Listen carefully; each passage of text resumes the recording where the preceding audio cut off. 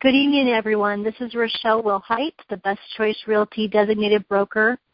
I wanted to give you a little bit more information tonight about conference call number 7, having consultations at the showing. So I've done this conference call, gosh, I can't even keep track of how many times I've done it, probably well over 25 times. It's one of the longest conference calls I've had to do as far as the length I've taught this class. So I've done this class in person, also in other states. I taught this class in Texas and also in Washington and in Utah. So a lot to cover in a very short amount of time, but I do want to cover the key points. So if you want to get your pen and paper handy and write a couple ideas down, or if you want to go ahead and pull up Best Choice Realty WA, the resource guide, I will be going over some flyers or some PDFs that are available for downloading on that website. And that might get you started as far as creating a consultation that you can present to your buyers when you meet with them.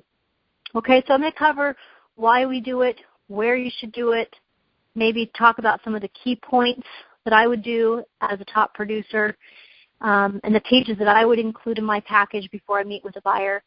And then I would suggest that the last page you get really good at memorizing and having a good way of interacting with the buyer. Again, this is a consultations at the showing conference call number 7. Okay, so we're going to start first. Why do we want to do a consultation?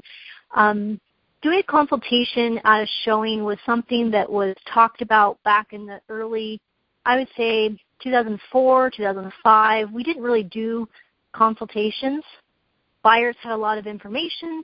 The internet was providing them with a lot of information, but they had to rely on the agent a lot more than they do now. And so what happened, I would say, early 2000 was agents just started going out and showing people properties, thinking that the consumers would rely on them for all the information. And then somewhere in around 2007, 2008, especially in 2008 and 2009, the market shifted greatly.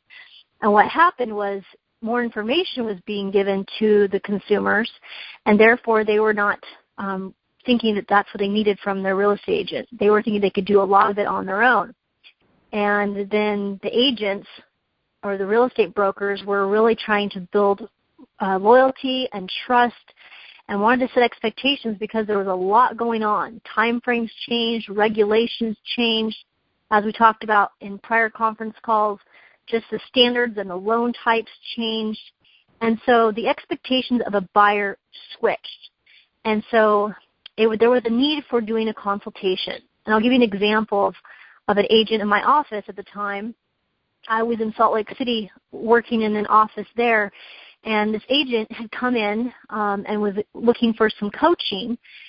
Her name was Monica. And so Monica came in and she says, Rochelle, I really need some help in building my business. I'm thinking about leaving